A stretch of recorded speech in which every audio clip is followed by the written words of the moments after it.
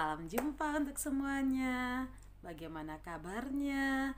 Ibu berharap anak-anak di rumah semuanya dalam keadaan baik dan selalu sehat.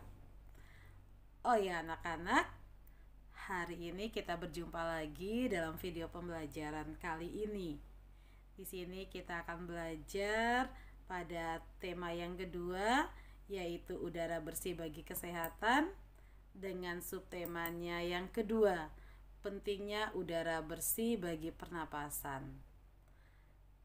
Pernapasan merupakan proses di mana manusia atau makhluk hidup menghirup udara dalam bentuk oksigen dan mengeluarkannya dalam bentuk karbon dioksida.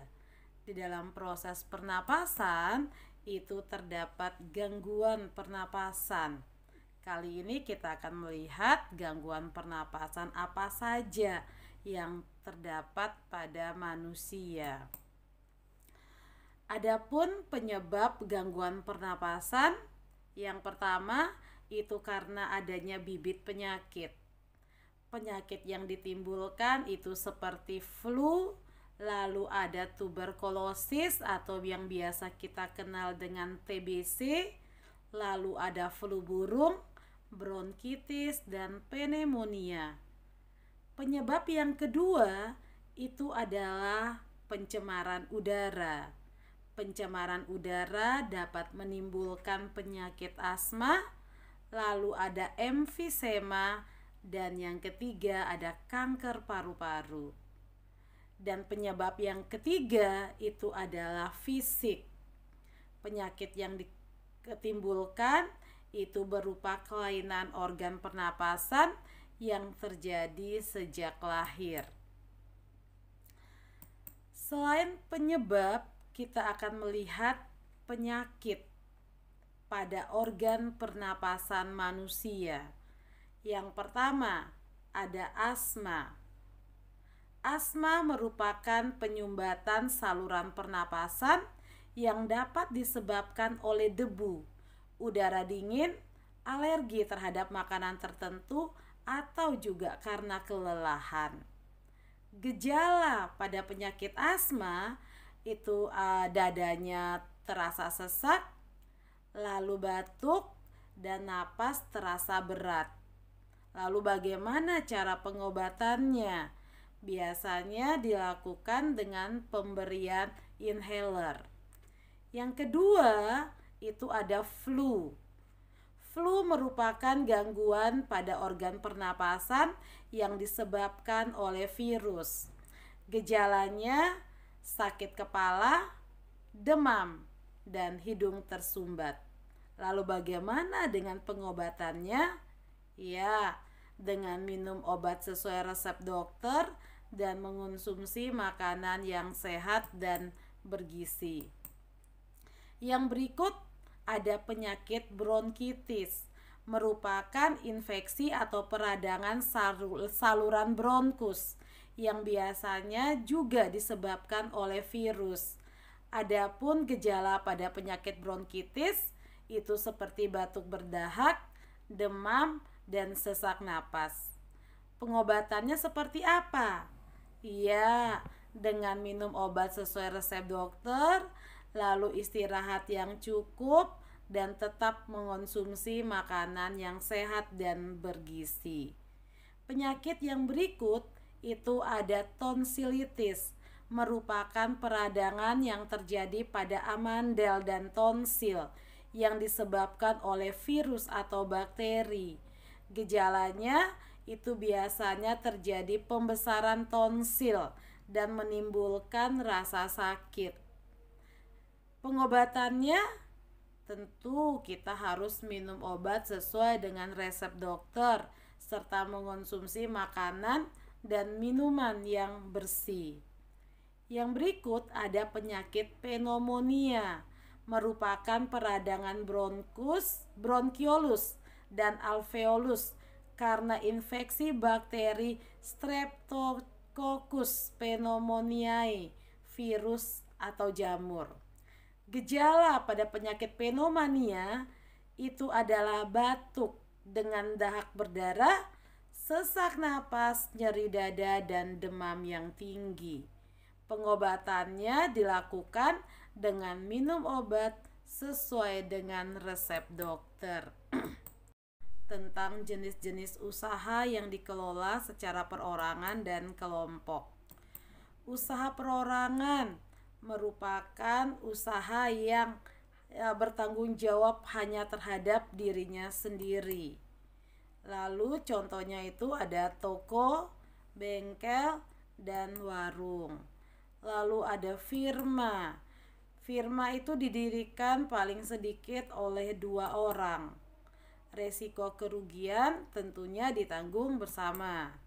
Berikut ada persekutuan komanditer atau CV, memiliki anggota aktif berperan menjalankan roda usaha dan anggota pasif bertanggung jawab dalam pemberian modal usaha.